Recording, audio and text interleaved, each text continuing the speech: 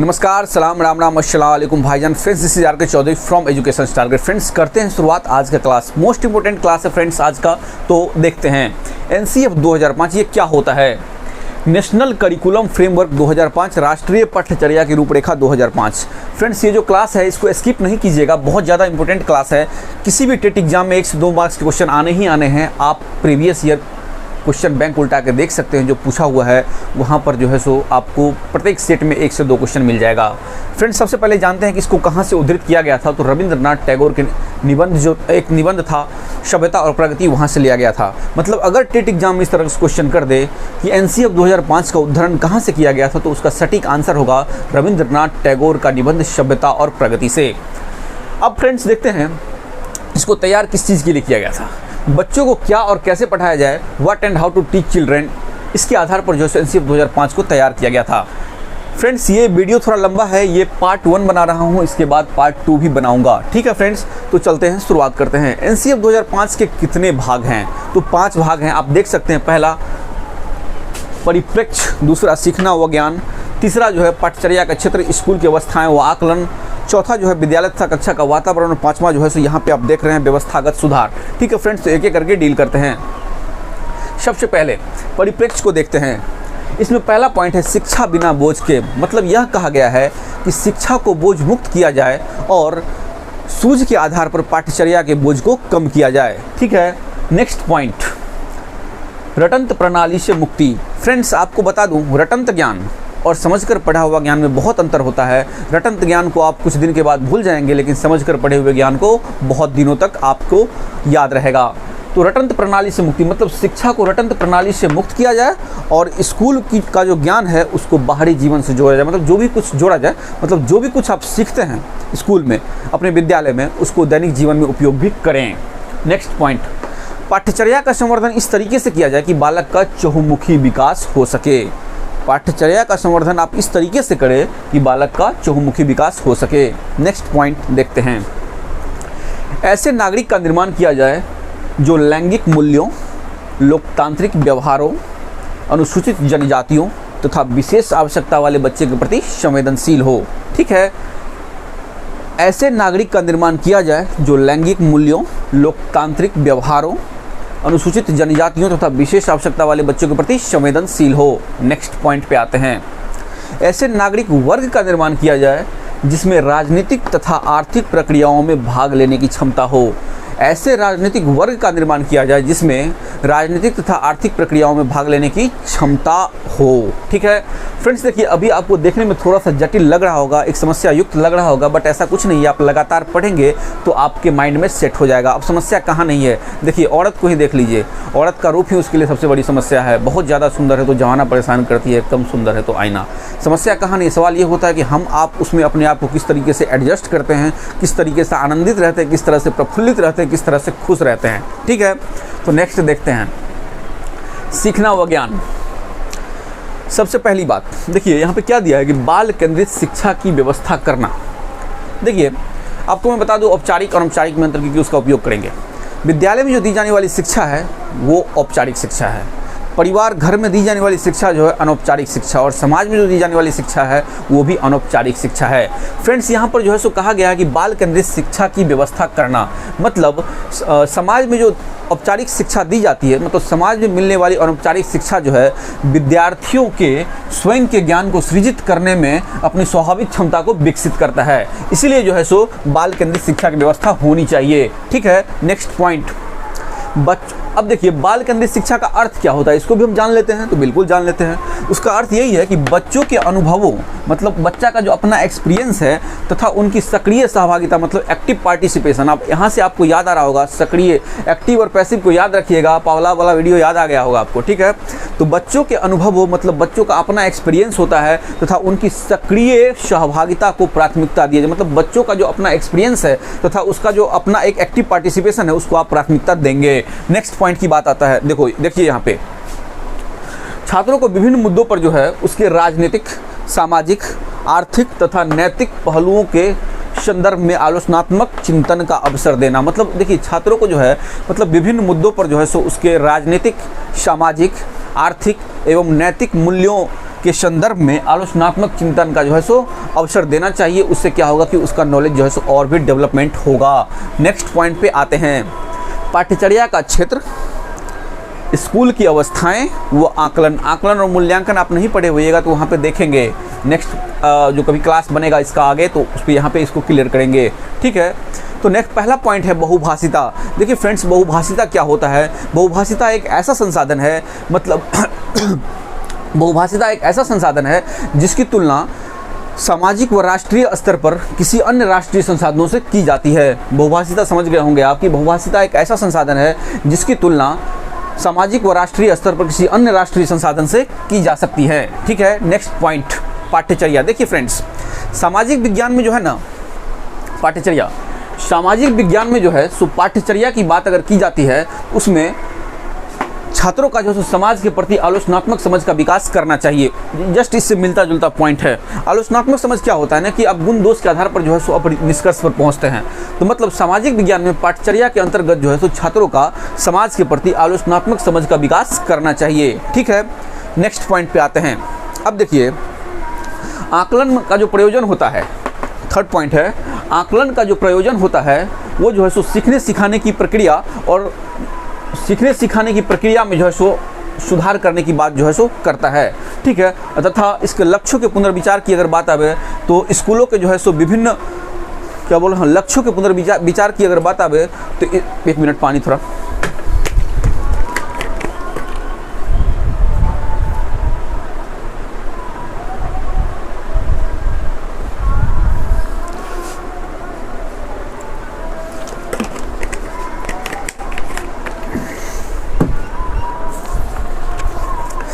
हाँ, तो हम पढ़ रहे थे लक्ष्यों के जो पुनर्विचार है स्कूलों के विभिन्न चरणों के लिए तैयार किया जाता है। इसको एक बार फिर से देख लेते हैं कि आकलन का जो है सो प्रयोजन किया जाता है कब? सीखने सिखाने की प्रक्रियाओं में सुधार करने के लिए तथा लक्ष्यों का जो पुनर्विचार किया जाता है स्कूल के विभिन्न चरणों के विकास के लिए तैयार किया जाता है, ठीक है।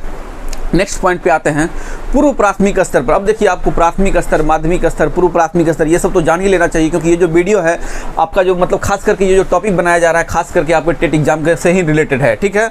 तो पूर्व प्राथमिक स्तर पर आकलन बच्चों की दैनिक गतिविधियों, मतलब उसका जो रोज का जो गतिविधि होता है, स्वास्थ्य हेल्थ जो होता है तथा शारीरिक विकास मतलब फिजिकल डेवलपमेंट पर आधारित होना चाहिए। मतलब पूर्व प्राथमिक स्तर पर जो बच्चा छोटा है उसकी बात कर रहा है। पूर्व प्राथमिक स्तर पर आकलन जो किया जाता है वो किसके आधार पर किया जाता है? तो बच्चों की दैनिक गतिविधियों मतलब रोज की जो गतिविधि है, उसके बाद स्वास्थ्य, उसका जो हेल्थ है और फिजिकल डेवलपमेंट जो है उस पर आधारित होना चाहिए। नेक्स्ट पॉइंट पे आते हैं फ्रेंड्स, विद्यालय तथा कक्षा का वातावरण। देखिए, अब ये भी टॉपिक बहुत ज़्यादा इंपॉर्टेंट है। अब चौथा पे हम आ गए हैं, विद्यालय तथा कक्षा का वातावरण। देखिए, चेतन तथा अचेतन रूप से विद्यालय में जो है ना सो बहुत इंपॉर्टेंट पॉइंट, चेतन तथा अचेतन रूप से बच्चे जो है सो हमेशा जो है सो विद्यालय में भौतिक क्रियाकलाप में जो है सो निरंतर अंतःक्रिया करते रहते हैं। क्या समझे? चेतन तथा अचेतन रूप से बच्चे हमेशा विद्यालय की भौतिक क्रिया मतलब विद्यालय की भौतिक वातावरण में निरंतर अंतःक्रिया करते रहते हैं, कंटिन्यू अंतःक्रिया करते रहते हैं, इसलिए जो है सो उसकी अनुकूल व्यवस्थाएं करनी चाहिए। नेक्स्ट पॉइंट, ये मोस्ट इंपॉर्टेंट पॉइंट है और बहुत ज़्यादा पूछा जाता है।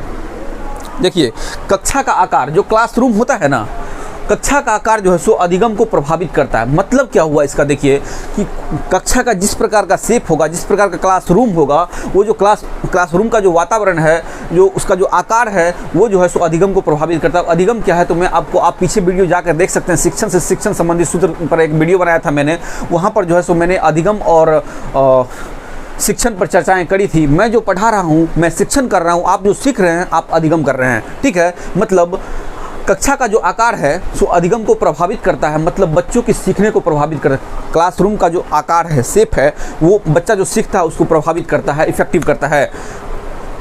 और हाँ, इसमें जो है सो शिक्षक और विद्यार्थी का जो मतलब संख्या होना चाहिए उस पर बात किया गया। ये बहुत ज़्यादा पूछा जाता है ये पॉइंट, मतलब एक शिक्षक पर 30 छात्र होना चाहिए। इसको क्वेश्चन किस तरीके से, मतलब इस क्वेश्चन को किस तरीके से पूछता है सीटेट एग्जाम में, पूछेगा कि एनसीएफ 2005 के अकॉर्डिंग कक्षा में शिक्षक और विद्यार्थियों का अनुपात क्या होना चाहिए? तो शिक्षक 1 और विद्यार्थी 30, इससे अधिक नहीं होना चाहिए। ये भी बोला है एनसीएफ की 30 पर एक ही शिक्षक होना चाहिए, इससे ज़्यादा नहीं होना चाहिए। या इस तरह से पूछ दे कि कक्षा में विद्यार्थियों और शिक्षक का अनुपात क्या होना चाहिए, तो वहाँ पर विद्यार्थी पहले बोला है तो 30 30 विद्यार्थी, उसके बाद एक शिक्षक। मतलब अगर शिक्षक और विद्यार्थी पूछे तो 1:30, अगर विद्यार्थी का अनुपात शिक्षक से पूछे तो 30:1। इस चीज़ को आप याद, मतलब 30 बच्चा पर एक शिक्षक, इससे ज़्यादा नहीं होना चाहिए। मतलब क्या समझे इस पॉइंट में, इसको फिर से समझिए, बहुत पूछता है इसको। कक्षा का जो आकार है विद्यार्थियों के अधिगम को प्रभावित करता है, विद्यार्थी जो सीखता है उसको प्रभावित करता है। और कक्षा में जो है सो शिक्षक और विद्यार्थी का जो अनुपात है क्या होना चाहिए, तो 1:30, मतलब एक शिक्षक पर 30 विद्यार्थी होना चाहिए, इससे ज़्यादा नहीं होना चाहिए। ये क्वेश्चन कई बार मैंने जब खुद एग्जाम में देता था तो कई बार रिपीट होते थे। ठीक है, नेक्स्ट पॉइंट पे आते हैं। अनुशासन की बात की गई है। अनुशासन मतलब डेट मीन्स डिसिप्लिन, मतलब जो कार्य संपन्न होने में सहायता करता हो, मतलब ऐसा अनुशासन होना चाहिए वहाँ क्लासरूम में जो कार्य संपन्न होने में सहायता करता हो और बच्चों की सक्षमता को बढ़ाए। ठीक है, क्या समझे, क्लासरूम में ऐसा डिसिप्लिन मेंटेन रखना है, ऐसा डिसिप्लिन होना चाहिए जो कार्य संपन्न होने में सहायता, मतलब जो भी शिक्षण कार्य हो रहा है उसको संपन्न करने में वो भी सहायता करे और बच्चों की सक्षमता को जो है सो बढ़ाए, सीखने की जो क्षमता है उसको बढ़ाए। ठीक है, नेक्स्ट पॉइंट पे आते हैं।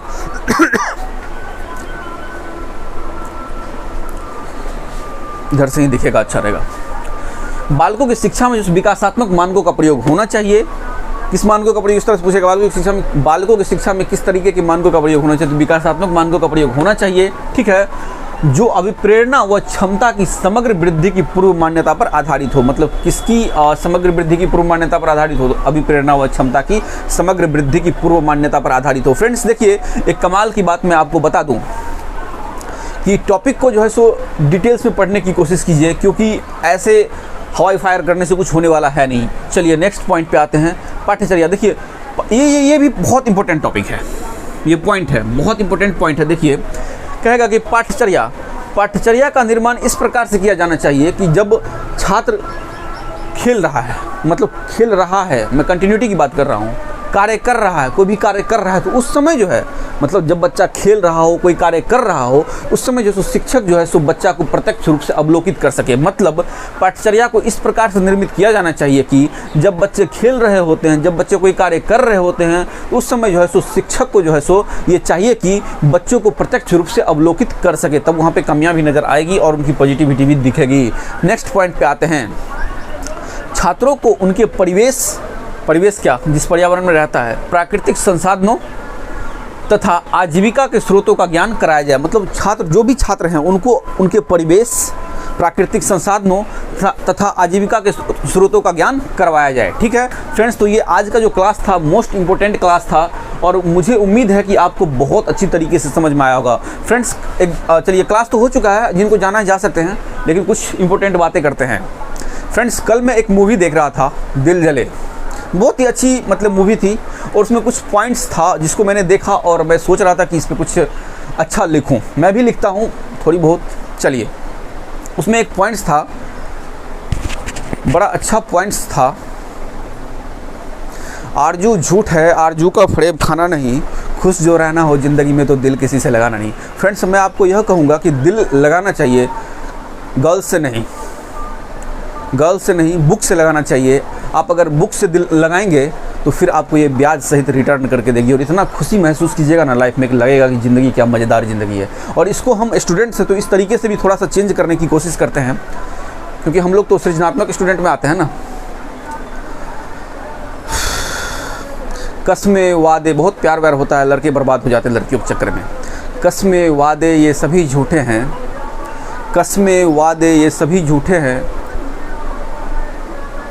इन्हें कभी खाना नहीं। कैरियर जो सेट करनी है ज़िंदगी में तुझे, तो मेहनत से कभी जी चुराना नहीं। फ्रेंड्स अगर आप मेहनत करेंगे ना तो फिर बहुत आगे निकल जाएंगे, अदरवाइज वही बात होगी, 4 दिन की चांदनी फिर अंधेरी रात, कुछ नहीं बच जाएगा आपके पास। ठीक है, तो चकाचौंध दुनिया से बाहर निकलिए और अपने आप को एक योद्धा के रूप में स्थापित कीजिए। तो फ्रेंड्स उम्मीद है आज का क्लास आपको बहुत अच्छे तरीके से पसंद आया होगा, समझ में आया होगा, पसंद की बात नहीं, समझ में आया होगा। ठीक है, थैंक यू, जय हिंद, जय भारत।